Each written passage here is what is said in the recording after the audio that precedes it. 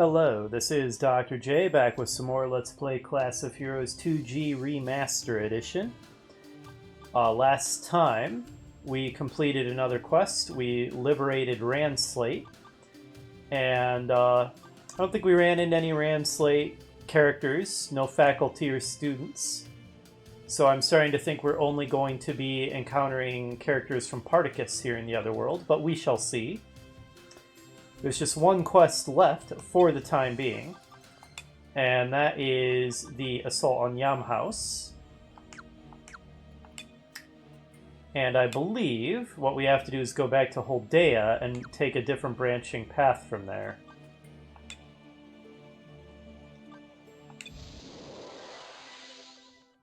So, good old Seraphi's going to save us some time with the teleport.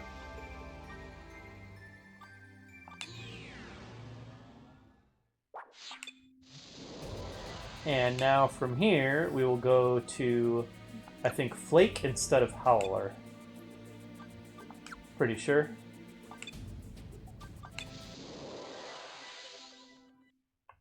Yep. Crossroads many. That is not grammatical. And a truth ignored and exhale of darkness. Another 3-mapper.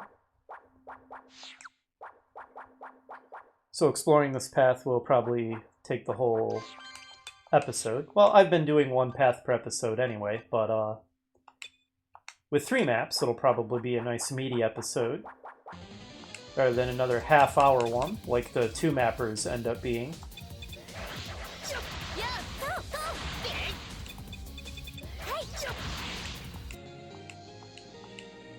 Alright, well done to us.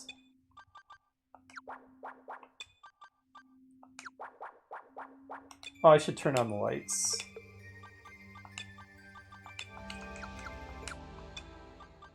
So far, we haven't run into too much in the way of anti-magic zones here in the other world. I probably just jinxed it by saying that.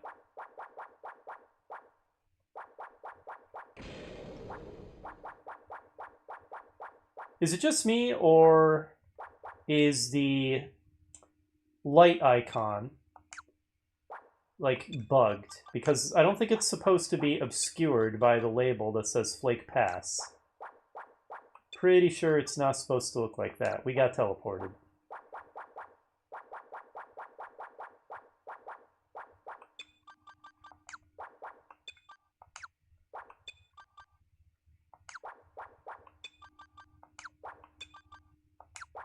Jeez, dark zones everywhere. And since they can also slam us into shock walls, I definitely have... Okay, we got teleported again. I definitely have to check the map after every single step we take. Back to the same tile set that we saw in the very first map, Particus Road. I do like this one, so no objections to seeing it again. Hey, Shock Potters, how you doing?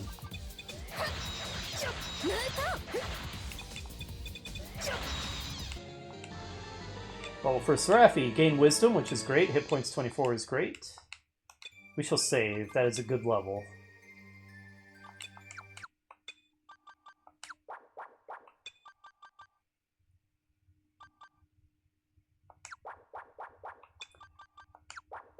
So as of this recording, it is now Monday of the following week from the previous very large batch of episodes that I recorded.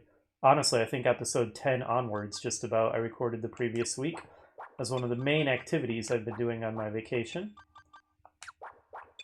And now we're on to week 2 of my vacay. Still haven't finished recording this game, so that is still a high priority. In addition to a bunch of other things I've been doing. This isn't the only thing I've been doing, but it's been a major one.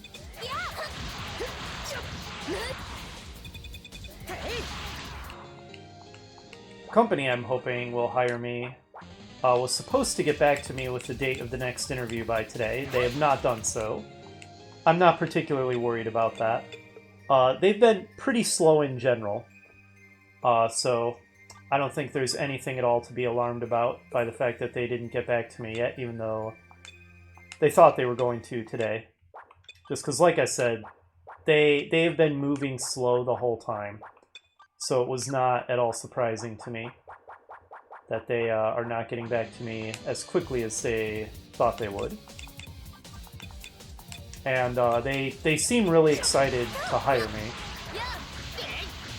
So unless something crazy came up, like all of a sudden their budget got slashed, I have no reason to think that they are not still very interested in pursuing this hiring opportunity. Hey there, Shock Tiles. But it is just very mildly, I guess not even annoying is the word. What is the adjective that I want? I'll just be glad when I know what the date of the next interview is, because I kind of feel like I'm kind of being held in abeyance until I know.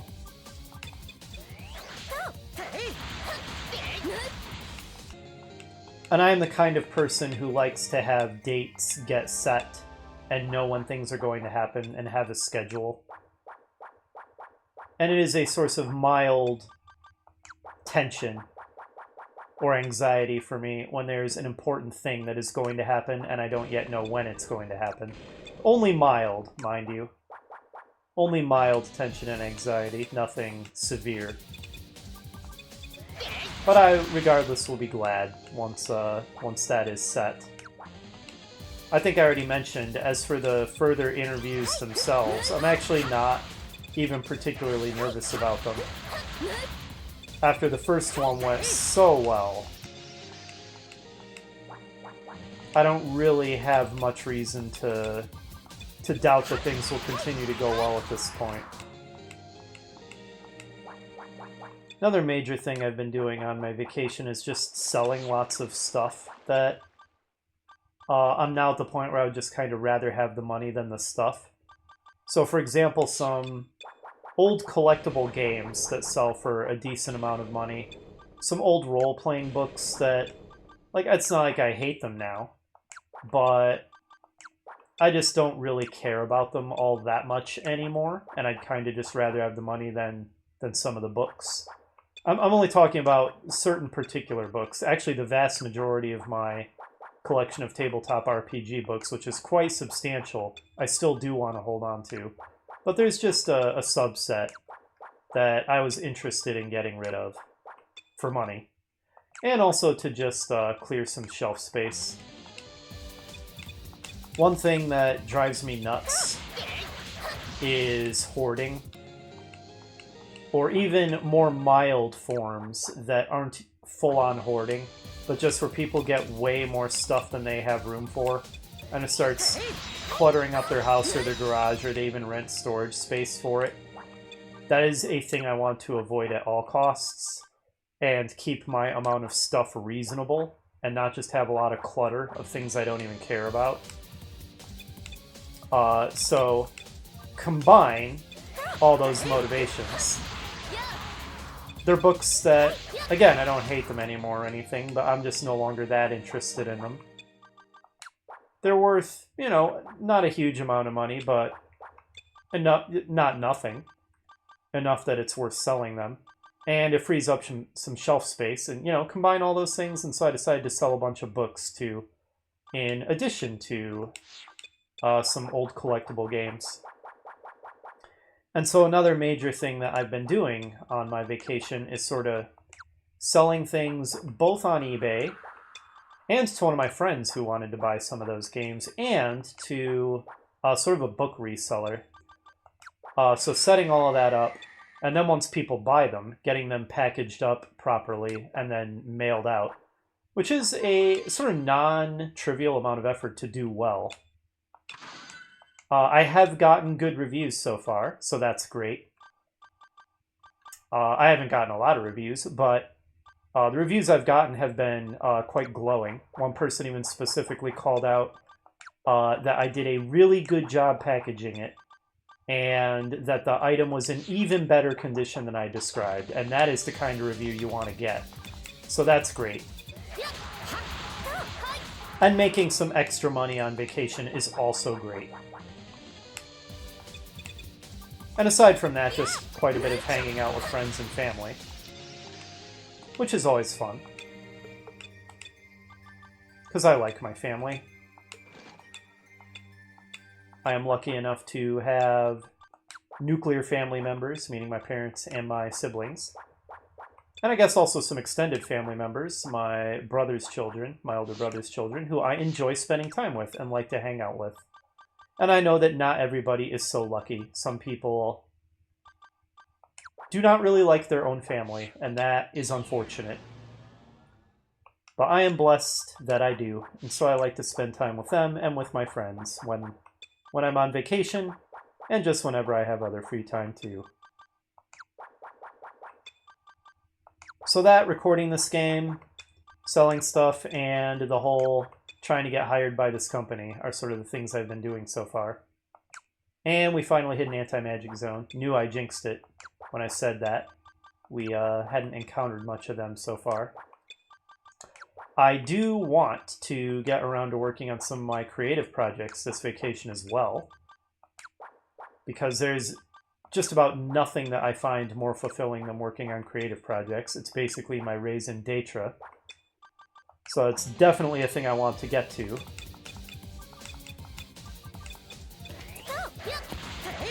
But I do kind of just want to finish recording this game first.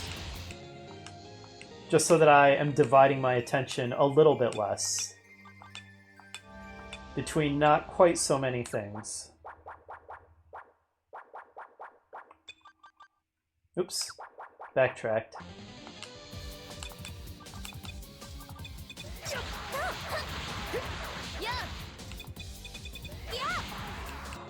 Now again, just, oh, Candy gained a level. 36 hit points is great, and she didn't lose any stats. I'll save that. Again, just as a reminder, I'm recording this in late August, but this will be posting in like November. So I am talking about things that, as you watch this, happened months ago in the past. Take these guys down.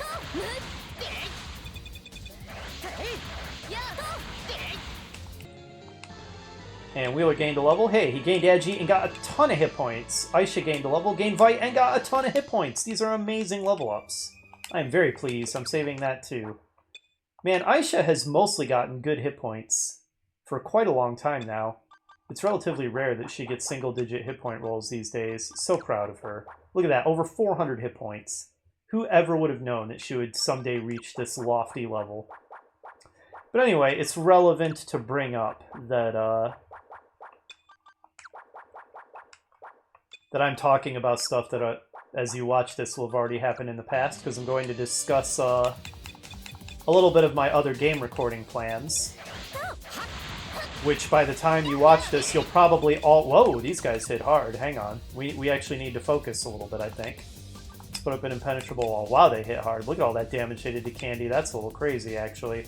And we're in an anti-magic zone, so I can't heal her. Sorry to interrupt my train of thought, but I suddenly have to actually pay this some attention. Okay, we're fine. Although I do need to heal Candy. Alright, let's just take one step back and then heal her. But anyway, it was relevant to just mention again. Oh geez, I should have just used meta heal. Yes. Because by the time you watch this, there's a pretty good chance you'll already know what other game recording decisions I came to during my vacation, because I might have already posted it. And you might have already watched some of it by the time this video posts. Well, I'm just going to muse out loud about it anyway, as much for my own benefit as anything. Etrian Odyssey 5 is still kind of what I'm thinking will be the high priority for my next big playthrough. That's a lot of first-person dungeon crawling that I've been recording lately. Because I recorded Etrian Odyssey Untold, and then I started recording Etrian Odyssey 2 Untold, and then that computer died. And my motivation to salvage that recording and pick it up again is low, because although I was enjoying the game, and the story and characters and core gameplay were just as good as in Untold 1, I sort of wasn't enjoying the subsystems and mini-games in Untold 2, or 2 Untold, very much. Which was causing me to overall enjoy it less than the first one. Oh, looks like we're going to... Oops, no, do not do that. That was a misclick. Here we go. Looks like we're going to fight another character from the first game. So I'm once again going to interrupt my train of thought for this. Let's place bets on who it is. It could be Maxter. It could be another faculty member, because we ran into Miss Nyauman, so it could be like Rhina or Joru. I'm going to guess Rhina. Nope, it's Maxter.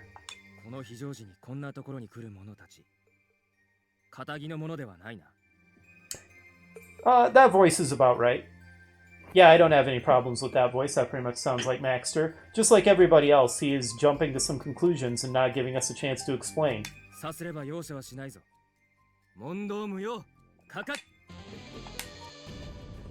Maxter, you could avoid getting your butt kicked by me if, instead of saying no need for words, you actually had words. I'm just saying. You're in for some unnecessary pain. Alright, let's wreck his face. As a Celestian, and not a Fallen one, I'm assuming that dark magic will probably work well on him.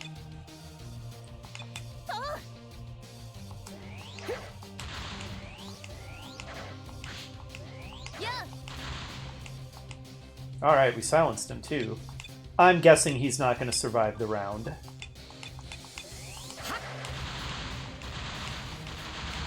Ooh, he actually evaded a bit, but nope, he didn't even survive the first attack.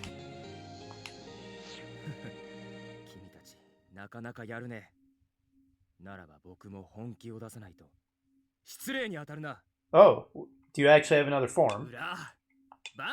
Oh no. Oh no. And bared himself. Please tell me he didn't. I know you're Maxter. Okay, we actually have to fight him twice. Wow. Wow. The secret boss, ridiculous quest chain from the first game. We're really referencing it. Okay, sure, let's do it. I'll beat you twice, Maxter. Let's go. Let's go.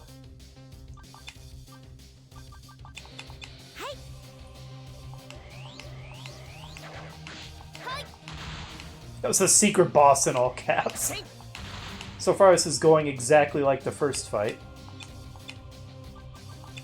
Can you survive past... Heck, can you even survive past Wheeler's attacks? Let alone the whole round. Okay, well, Grum's attacking first, and then Aisha. Okay, he's surviving more. Wow, yeah, he's got more hit points. Okay, he's down. Wow, Seraphi did almost 1,000 points of damage with that amplified dark shot. He did not survive the round. Now, Maxter, will you stop attacking us and let us explain?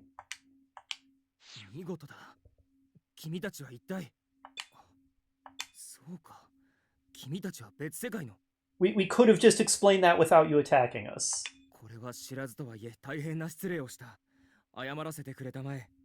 You're right, you're right. It really wasn't much of an excuse for just attacking us without letting us explain anything.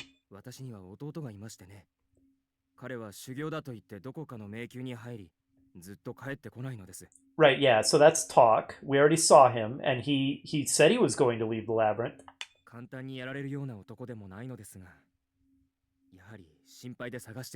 Well, we took him down, but it's okay, we didn't kill him or anything, and he gave us an amazing weapon. In fact, I just beat the crap out of you with it.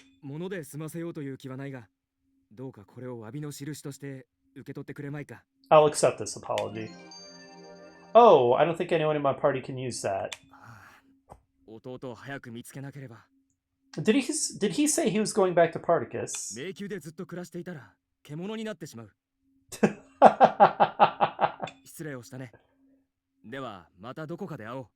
Bye, Maxter. Okay.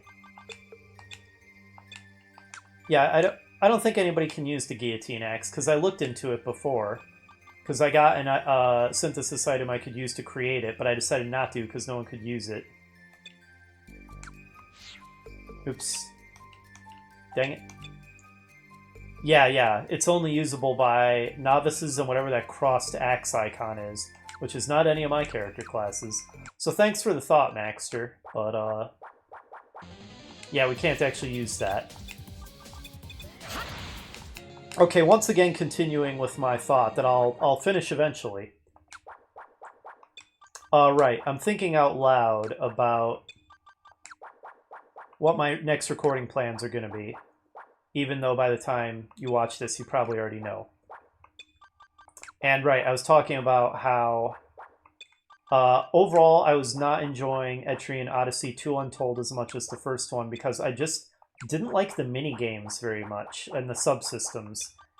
Like, you know, the first game, you get your headquarters, and that's really cool. And you get all these assistants, like Rosa, adorable Rosa. And eventually you get the detective dude. And then eventually you even get the forest folk girl. And even though detective dude is kind of pretentious, he's still pretty cool. And even though forest folk girl starts out kind of hostile, I kind of grew to like her. And I really liked the way she talked. And of course, Rose is just completely adorable. And has me wrapped around her little finger. And I'll admit that. So what I'm getting at is I liked the characters, the assistants for the headquarters in the first game. And I liked the simplicity of that system. Where you could just have them... You could have Rosa make you tea, and you could have the detective tell you stories, and you could have the forest folk girl like cast magic charms for you, or whatever it was she did. And you didn't really have to do anything special for that, particularly. And they would just give you little side quests to do, which were basically just kill X numbers of monsters or get us Y numbers of items. And you could generally get that done while you were doing other stuff anyway, so it's not like you really had to go way out of your way to do it, what they asked you to do. And as you did those things, you automatically unlocked new recipes and stories and charms for them to make for you. And it was all very nice, and it was simple, and it was cool, and I liked it. And in Untold 2, they decided to make it a lot more complicated. Where there's like this whole mini-game where you have to try to guess and figure out recipes and get the ingredients together for them. Unlike the first game, where you don't need to get ingredients or anything. Like, the characters can just make the stuff for you. That's not true in the second one. And then they even expand the minigame even more than that, because there's this whole urban development minigame where you start investing in the city to, like, level up the facilities. And maybe all that sounds cool, and I'm sure some players love it, and that's fine. I'm not faulting anybody who loves all that and thinks it's cool. That's great. I just found it very tedious and annoying, actually. But I'm also kind of a completionist. Not like a 100% everything completionist. But kind of close to that. Like, I don't necessarily feel like I have to get every single item in a game, for example, or complete every single bestiary entry. But if at all possible, I like to do every quest and every single major thing. And certainly when there's a big subsystem like that, I want to try to get through as much of it as possible, to unlock and explore as much of it as possible. So it felt bad to just ignore it. And it also felt like very suboptimal play to just ignore it, because it definitely seems geared toward expecting that you will interact with that subsystem in those minigames to improve your party in various ways. So it felt bad to ignore it, like I said, but it also wasn't much fun. And then making matters worse is that the chef, who is basically your headquarters assistant in that game, unlike the adorable Rosa, the charmingly irascible detective dude, or the frenemy who has the awesome accent and somehow ends up being kind of endearing even though she starts out hating you, forest folk girl, unlike all of them, the entire defining character trait of the headquarters assistant, the chef... Oh! Seraphi noticed something. A secret door. Wow. Wow. Is this the first secret door of the game? I think it is. And it was a teleporter, so it was a complete troll. Because it just teleported us back to somewhere we'd already been. Okay, I was wondering if that would happen. So apparently secret doors are just not a thing in our homeworld, but they are here in the other world. Very interesting. But anyway, as I was saying, the entire defining character trait of the chef, the headquarters assistant girl, whose name is not coming to me, Regina, it might have been Regina, in Etrian Odyssey 2 Untold, is that she is abrasive and unlikable. Like, that's literally what her character trait is supposed to be. And she succeeds at being abrasive and unlikable. And that's a bad thing, because I want my NPC I have to interact with at my headquarters to be somebody I like and enjoy interacting with, not somebody who I find annoying and don't want to interact with them. So you just combine the fact that you had this sort of involved and complex subsystem and minigame that I kind of found tedious and unenjoyable, combined with that key NPC being somebody who is not likable and is not supposed to be likable. And that was all just kind of a bummer that contributed to make me not be enjoying the second game as much as the first one. And there was one other factor too, which might sound minor, but was actually a surprisingly large factor, and that is that in Etrian Odyssey Untold 1 and 2, in both of them, resting at the inn is stupidly expensive to refresh your characters, to get them back all their hit points and stuff. But in the first game, that ended up not being that big a problem, because relatively early on, you start to find springs in the dungeon that you can heal up at for free. And then you don't have to be having your funds drained like crazy by staying at the inn in order to restore your character's hit points and stuff. You can just kind of cheat and bypass the system. And I got 30-some episodes into the second game. I was like pretty deep into the third stratum, toward the end of the third stratum, I think. And I had not found anything like that. And I was having to spend really stupidly large amounts of money on resting at the inn, to the point that it was actually becoming frustrating and impacting my ability to keep my characters in all the best equipment. So you combine all those factors, and I wasn't enjoying the second one as much as the first. That doesn't mean I wasn't enjoying it. I was having fun, because the characters are great, the story is great, and the core gameplay of exploring and doing quests and fighting monsters is all there, and is all still great. But nonetheless, because my momentum kind of got completely destroyed when that computer died, and I had to just stop recording for months, the inertia of picking that recording back up again and trying to get back into the groove of it and the swing of things, when there were all of those factors combining to make me not be having as much fun as I did with 1 Untold. Oh, they hit Wheeler like a truck. Good lord, that was brutal. Means that I am strongly considering not going back to recording 2 Untold in the near future. Maybe someday I will, but I'm not thinking that's a high priority. I did, however, or rather I do, remember having a huge amount of fun with Etrian Odyssey 5, which of the Etrian Odysseys I've played, I think is right up there with 1 Untold, Etrian Odyssey 1 Untold, as maybe my favorite Etrian Odyssey game of the ones I've played. And so I am strongly considering doing a playthrough of 5. Oh, the Slowsaurus, you're new. And it got initiative on us, and okay, it barely hurt Wheeler at all. I was afraid it might hit him hard, but it didn't. So for my next, like, big, long playthrough that will be dozens and dozens of videos, Etrian Odyssey 5 is probably the top contender right now. Whether I will start recording that on this vacation, I have no idea. That's very up in the air.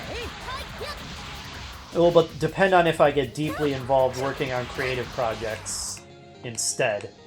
And am making such good progress on those that I don't want to interrupt it to start another gigantic playthrough. So we'll see. I looked into Chronicles of Mystara because that is a game I really want to record. It is a Dungeons and Dragons side-scrolling beat-em-up that takes place in the world of Mystara, and it's like one of only 2 video games that actually uses the BX D&D rules and takes place in the official D&D world of Mystara. The other one being Warriors of the Eternal Sun, which was the first game I ever LP'd. That is something I would love to play and record, but as far as I can tell, it is not available on anything that I own. Any of my consoles. So if I'm going to play it, I think I'd have to find a way to emulate that one. And that's a thing that might happen someday, but because of that, and because I don't even know exactly how I would emulate it, I guess I would just have to figure out what console it is available on and see if I have a computer powerful enough to emulate that console, which I'm a little skeptical of. Because my computer is not super weak, but it's not super powerful either, and it will struggle to emulate relatively modern consoles. Good lord, I missed one flippin' tile that prevented me from getting the 100%. Oh well, whatever. We needed to teleport back here to get to the third map anyway.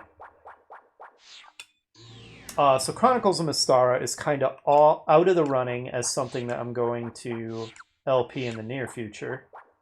Maybe something I'll do eventually, but it's not a priority. What potentially is a priority, however, is Dragon's Crown, which is very, very similar to Chronicles of Mystara. It's not an official D&D product like Chronicles of Mystara is, but it is basically a D&D product. It is so transparently D&D inspired, it's unbelievable. Like, to the extent that it is borderline doing copyright infringement with how obviously D&D inspired it is. And is also a fun side-scrolling fantasy beat-em-up. And I could get that one up. So I already originally played that one on my PlayStation Vita. I could think about trying to emulate it on Vita, but again, I don't know if any of my computers would emulate it at a high enough level of performance. I could look into that. What I'd rather do, because it's more scrupulous and legal, and also just kind of easier, is it is available on PlayStation 5 if I subscribe to their online service. But their online service is kind of expensive, and I also have sort of a fundamental objection to how everything is a subscription model these days, and I hate it. And more things are becoming that. And it's just a model that I despise. I'm like, just let me buy your damn product once, I'll pay a good price for it, and then let me use it forever. And don't force me to subscribe to use your frickin' product, so that if I ever stop paying you your subscription fee, I can suddenly not use the product anymore. That is BS garbage, and I hate it. But nonetheless, I will be willing to do that if I get this awesome new job that I am angling for. Because it will be... Oh, wow, that was a new enemy. We only caught a glimpse of it. It looked pretty horrifying. Because that new job will be such a huge pay raise that I will be feeling pretty flush and pretty willing to spend some money on stupid things like having to pay a subscription fee just to play an old game that came out years and years ago that I want to do an LP of, like Dragon's Crown. So basically, if things go really well and I get this job I want, the chances of me doing an LP of Dragon's Crown become very high. If that doesn't happen, the chances of me doing an LP of Dragon's Crown are not zero, but much lower.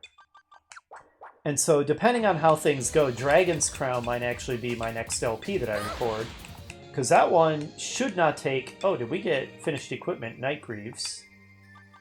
No, they're crushed night greaves. I missed the crush part. Because I would kind of like to record something that wouldn't take me insane amounts of time and end up being a 60 to 70 episode long LP, like all the first-person dungeon crawlers I've been recording have been. And Dragon's Crown should be substantially shorter than that. Depending on whether I decide to do all the side quests or not. That I could even get that done in probably like 10 episodes. It would probably be more than that if I did all the side quests and did them on screen. Like I said, I am a big completionist, especially with quests, so the chances I'd want to do all the side quests are pretty high. Whether they'd be interesting enough to do on screen is another question. Okay, so it's a Princess Rafflesia, if that's how you pronounce that. Rafflesia? I don't know. Regardless, she's a horror show and she's gonna die. Kind of reminds me of a cross between an insect and an Alraun. Or Alron? That's probably pronounced Alron.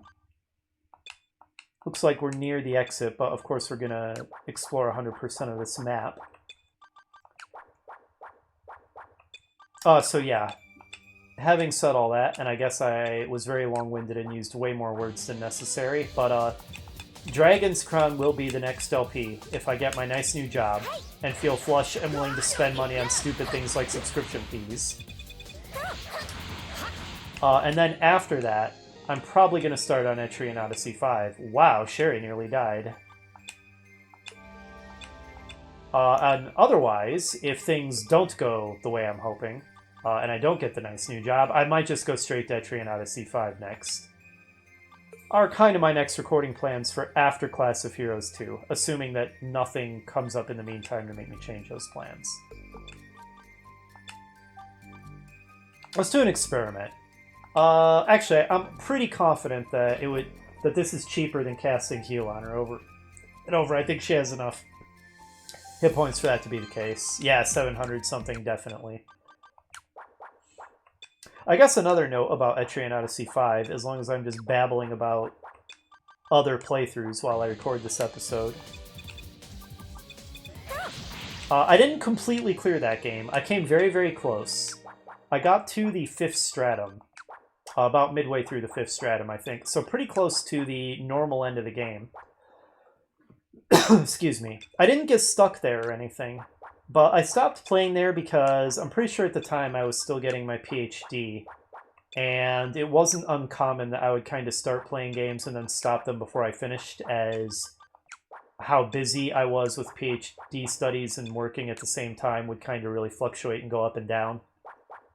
And so I might start a game when I was at a slightly less busy time and then suddenly put it down and never pick it up again if I got to a more busy time. And combine that with, I was enjoying Etrian Odyssey 5 enough that I kind of didn't want it to end, and so I wasn't eager to reach the ending. And I think those two factors combined made me actually put it down in the 5th stratum before I actually finished it. Now you might object that, wait a minute, there's a post-game and a whole 6th stratum, so your statement that, you know, you didn't want the game to end doesn't make that much sense for why you stopped in the 5th stratum, because there's still plenty of game left after that. That's true, but at the time, I wasn't actually that keen on doing the post-game. Also, Candy just got wrecked. So I wasn't really intending to do the 6th stratum at the time. And so based on what I was planning to do, I was in fact very close to the end. Now, if I were to do it, if I do end up recording it, which again, a very high chance I do, this time I would try to do the post-game. How much of it I did would depend on how much of a ridiculous difficulty spike it is and how much grinding it requires. But it's certainly something that I would consider doing and would try to do. I would at least give it a shot. And as long as the difficulty level wasn't utterly ridiculous, I would at least try to get through to the true final boss. If the true final boss is anything like the true final boss of Untold was, then there's no way in hell I would level up enough to be able to beat it. Because that much grinding just sounds to me like torture. But at a minimum, I would definitely want to make a very solid effort to at least reach the true final boss of the game. But yeah, I got through most of it, most of the main game. All the way through, about midway through the 5th stratum. But then, obviously, I didn't fight the final boss or get to any of the post-game.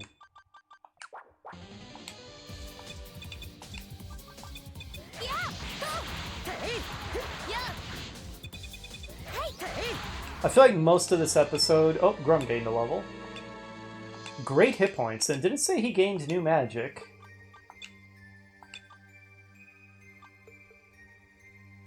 Did he just learn Boom? Oh, that's kind of exciting. Of course, unlike Seraphi, he doesn't have endless mana points, so he would run out pretty quickly from casting Boom, but still, that's cool. I feel like I've spent most of this episode talking about things other than the game we are playing. I apologize for that. Oh, Seraphi gained another level. 33 hit points is great. She didn't lose anything. I'm saving that too. I apologize for that, but... I don't know. I had not been planning to make this a Let Me Talk About Other Things episode. It just kind of happened.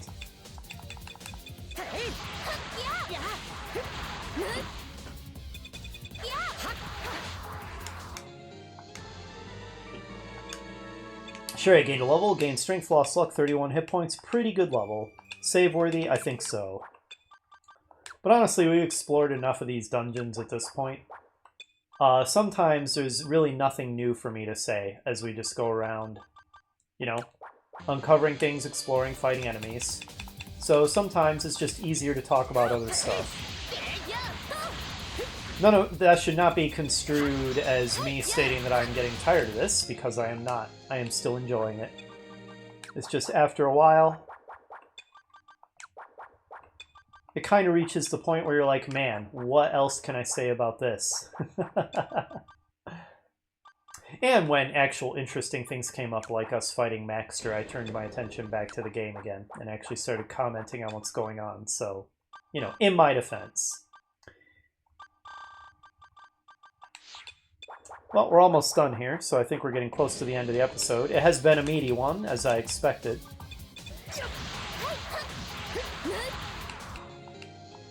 Good job, team. A whole lot of the items... Wow, why did my voice crack there like I'm in puberty or something? That was ridiculous. Hope that was good fun for you viewers. A whole lot of the items that we needed for some previous quests that I had no idea how to get, and ended up synthesizing them, appear to be dropped by enemies here in the other world.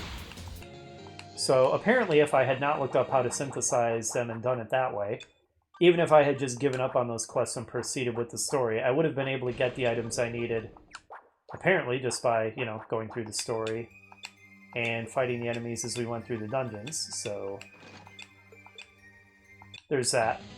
But hey, by looking up how to synthesize them and getting them earlier, no, we just got the quest done earlier and were able to cross them off our list and didn't have to worry about it. So that's nice.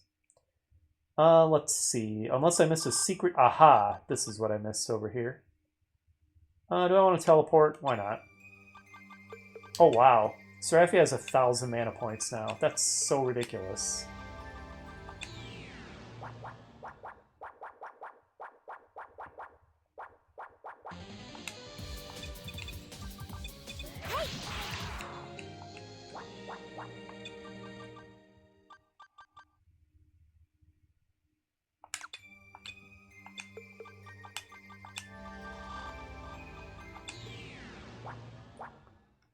Aha, it's another exit.